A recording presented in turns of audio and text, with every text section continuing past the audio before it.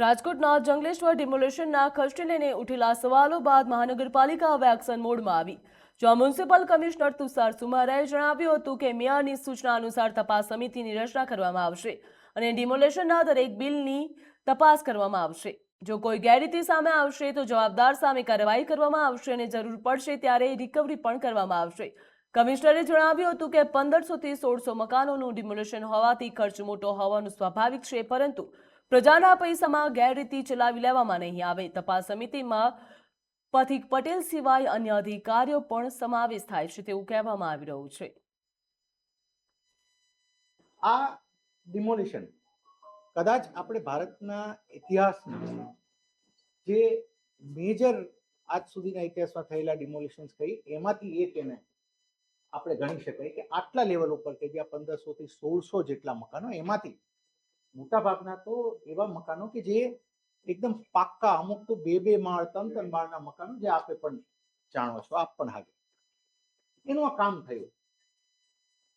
હવે જ્યારે આ કામ થયું તો એના જે ખર્ચ બાબત છેલ્લા થોડા દિવસથી આપના દ્વારા કે અન્ય કોઈના પણ દ્વારા જે કોઈ એમને આશંકાઓ થોડી એમાં સ્ક્રુટિની થઈ કે નહીં ભાઈ આ પ્રશ્ન છે કે બીજો પ્રશ્ન છે, એવા કોઈ પણ પ્રશ્નો રજૂ થાય, અમે એને ખૂબ ઓપન માઇન્ડ સાથે એ પ્રશ્નોને અમે લઈ અને એ પ્રશ્નોના આધારે આપણે ફરીથી જણાવીએ કે માન્ય મેયરશ્રી દ્વારા આપને પણ જે રીતે વાત થઈ છે, અમને એક સૂચના આપવામાં આવી છે કે આખી સમિતિ બનાવવાની અને સમિતિ દ્વારા આ કામગીરીનો વિસ્તૃત અને તલસ્પર્શી અભ્યાસ થાય અને અભ્યાસ થઈને એનો અહેવાલ રજૂ થાય.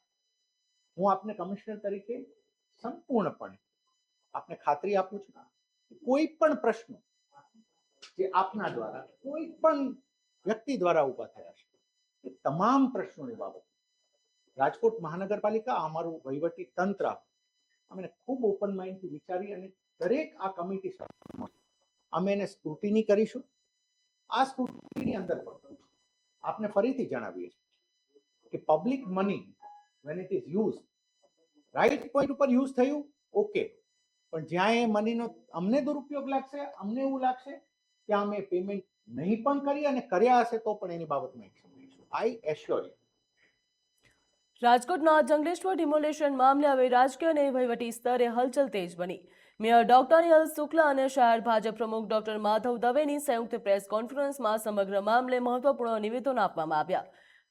ડોક્ટર નિહલ શુક્લાએ જણાવ્યું હતું કે ડિમોલેશન પ્રક્રિયામાં કથિત ભ્રષ્ટાચાર અને અધિકારીઓની ભૂમિકાની નિષ્પક્ષ તપાસ માટે તેમણે મ્યુનિસિપલ કમિશનરને પત્ર લખીને વિશેષ તપાસ કમિટીની રચના કરવાની ભલામણ કરી.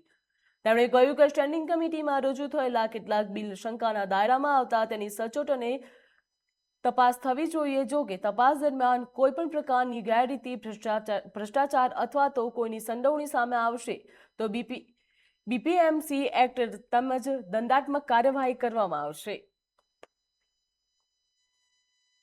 આ વસ્તુની ગંભીરતા રાજકોટ મહાનગરપાલિકા વતી અમે સૌ લોકોએ લીધી છે, અમારા પક્ષે પણ લીધી છે અને એકદમ પારદર્શી વહીવટ માટે અમે અત્યારે ચાલી રહ્યા છીએ. આ જ કોલને ધ્યાનમાં રાખીને મેં મેયર તરીકે કમિશનરશ્રીને